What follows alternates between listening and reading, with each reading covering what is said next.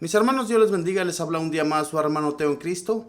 Hoy día, mis hermanos, voy a compartirles la historia de San José Oriol del año 1702. Vamos a pedirle el entendimiento a nuestro Señor, que Él sea quien abra nuestra mente, nuestro corazón, para entender este mensaje y para acogerlo en nuestro corazón, que seamos imitadores de los santos de aquel entonces. Voy a comenzar, mis hermanos, y la historia de San José Oriol dice así. Nació en Barcelona, España, y pasó casi toda su vida en esta ciudad. Quedó huérfano de padre siendo todavía muy pequeñito. De jovencito fue admitido como monaguillo y cantor en una iglesia, y viendo los sacerdotes su gran piedad y devoción, se propusieron costearle los estudios del seminario.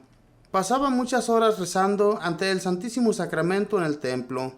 Ordenado sacerdote y habiendo recibido en la universidad el grado de doctor, se dedicó a la educación de la juventud. Era sumamente estimado por las gentes y muy alabado por su gran virtud y por sus modos tan amables que tenían el trato con todos, pero Dios le dejó ver el estado de su alma, como lo hizo también con otros santos, y desde ese día ya no tuvo José ningún sentimiento de vanidad ni de orgullo. Se dio cuenta de que lo que antes los ojos de la gente brilla como santidad, ante los ojos de Dios no es sino miseria y debilidad. Desde el día en que Dios le permitió ver el estado de su alma, José Oriol se propuso nunca más volver a comer carne en su vida y ayunar todos los días. Y así lo cumplió. Ayuno es tomar un desayuno muy pequeño, un almuerzo ordinario y una cena muy leve también, y no comer ni beber nada entre una comida y otra comida. También como penitencia, pasaba horas de rodillas rezando, y a veces con los brazos en cruz, y usaba vestidos tan viejos y desteñidos, que las gentes se burlaban de él muchas veces por las calles de Barcelona.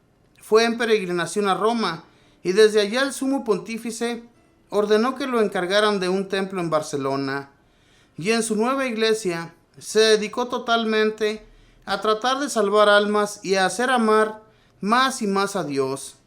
Su habitación era una pieza en arriendo, en una azotea. Era totalmente pobre. Una mesita, un crucifijo, una silla y unos libros. Cama no tuvo nunca, porque las pocas horas que dormía las pasaba en una estera en el duro suelo.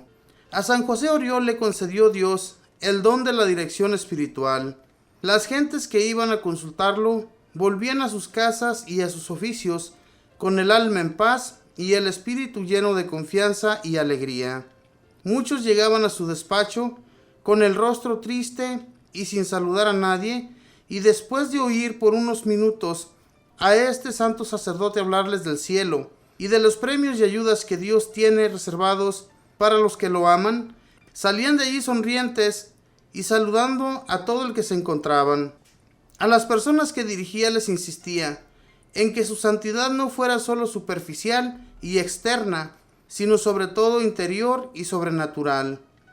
No aceptaba dirigir espiritualmente a quienes no se comprometieran a leer libros espirituales o a escuchar sermones y a hacer su examen de conciencia cada día y algún retiro espiritual de vez en cuando. Acusaron al padre José de que era demasiado rígido en el confesionario, que ponía a los penitentes pequeños trabajos espirituales para hacer y que a los que no se esforzaban por hacerlos, por ejemplo, callar algo en momentos de cólera, etc., los enviaba donde otros sacerdotes porque él no se comprometía a seguir confesando a los que no hacían nada por enmendarse, que a los que no iban a misa los domingos no les daba la absolución mientras no hubieran ido siquiera 3 domingos a misa, porque no quería ser alcahuete de los que no cumplen el tercer mandamiento, que mandan santificar las fiestas. El superior entonces le prohibió confesar durante 1 año, pero a los pocos días murió el superior, y el que lo reemplazó le volvió a conceder otra vez el permiso de confesar. Los que iban a confesarse con él sabían que era muy amable, bondadoso, muy bien educado, pero que no aceptaba que la confesión fuera un simple rito para poder comulgar y para seguir cometiendo siempre lo mismo sin enmendarse. Eso sí que no lo aceptaba nunca. Le encantaba enseñar catecismo a los niños, especialmente para prepararlos a la primera comunión. tenía una especial cualidad para predicar y enseñar catecismo a los soldados, y le gustaba mucho hablar a los militares. Empezó a sentir un gran deseo de ser martirizado por defender su religión, y aunque las gentes de Barcelona, que tanto lo amaban y estimaban, le rogaron mucho que no se fuera a otro país, sin embargo él se fue para Roma a pedir que la Santa Sede lo enviara de misionero a un país de salvajes. Pero en Marsella cayó enfermo, y en medio de su enfermedad se le apareció la Santísima Virgen y le comunicó que Dios le aceptaba su deseo de morir mártir por Cristo, pero que lo que le pedía era que volviera a su ciudad a seguir ganando almas para nuestro Señor. Y se volvió a Barcelona. Su regreso fue aclamado con grandes demostraciones de júbilo en Barcelona, y su fama de obrador de milagros empezó a extenderse por la ciudad y por muchas partes más. De varios pueblos de alrededor llegaban enfermos a que los curara, y eran tan grandes las multitudes que se formaban en la iglesia, queriendo todos que les impusiera las manos, que su confesor tuvo que prohibirle que hiciera curaciones dentro del templo. El santo nunca se atribuía a él mismo ninguno de los prodigios que obraba. Decía que todo se debía a que sus penitentes se confesaban con mucho arrepentimiento y que por eso Dios los curaba. En sus últimos años obtuvo de Dios el don de profecía y anunciaba muchas cosas que iban a suceder en el futuro, y hasta anunció cuándo iba a suceder su propia muerte. En un día del mes de marzo del año 1702, mientras cantaba en su lecho de enfermo un himno a la Virgen María, murió santamente. Tenía apenas 53 años. Enormes multitudes se congregaron alrededor de su féretro el día de su entierro. Los devotos se repartieron sus pocas pertenencias para guardarlas como reliquias, y después consiguieron formidables milagros por su intercesión, y el Papa San Pío X lo declaró santo. San José de Oriol consigue de Dios muchos y muchos santos directores espirituales y muy buenos y celosos confesores. Esta fue la historia de San José Oriol. Este santo, hermanos, desde pequeñito, desde que era monaguillo, ya le encantaba a él estar adentro de la iglesia, y era un niño muy piadoso. Cuenta la historia que los sacerdotes para los que él trabajaba como monaguillo, dice la historia que le costearon los estudios para que se fuera al seminario, y de allí del seminario se hizo muy bondadoso, muy buen hombre, pobre, pero siempre amable y con buenos modales, cosa que mucha gente en realidad, la pobreza, en vez de hacerlos santos, a muchas personas las hace enojonas, renegadas, nunca están felices y nunca quieren hablar con las personas. Estos hombres, siendo pobres, más bien se dedicaban a orar, a hacer ayunos, a no dormir demasiado, más bien se la pasaban rezando y orando todas las noches, que las únicas horas que dormían eran, yo me imagino que algunas 3 o 4 horas de todo el día. Y eso, mis hermanos, a ellos les servía muchísimo, porque en los momentos que ellos hacían eso, se encontraban en la presencia de Dios, y Dios, que estaba con ellos, les cuidaba su salud, les cuidaba muchísimo a ellos, y por eso todo lo que hacían lo hacían por amor a Dios. También dice que él era un gran director espiritual. Ser director espiritual de las personas no es nada fácil, ya que cuesta mucho la aceptación de la gente. Pero toda esta gente que llegaba ante este sacerdote, ante San José Oriol, la gente deseaba estar junto a él, porque sentían estar en paz, que cuando él les daba dirección espiritual, cuenta la historia que ellos salían tan sonrientes de ese lugar, que saludaban a todas las personas que se iban encontrando. Eso es algo grandioso, hermanos, porque hay tanta gente malacarienta que nunca habla a las personas. Sin embargo, cuando ellos entraban allí para que les diera dirección espiritual, ellos salían felices y contentos y salían saludando a todas las gentes.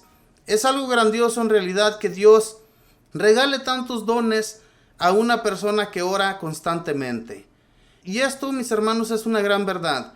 Cuando nosotros nos dedicamos a la oración, cuando constantemente estamos ante la presencia de Dios hablándole, dándole gracias por todo y pidiéndole en nuestra oración por todas las personas para que se arrepientan de sus pecados y vuelvan a Dios.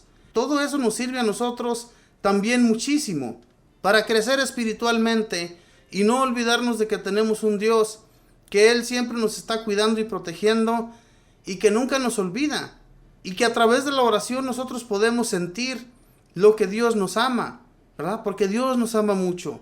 Si no fuera porque Dios nos quiere, porque Dios nos ama, porque Dios nos tiene consideración, sinceramente ya no estuviéramos aquí. Gracias a Él es que tenemos y somos lo que somos.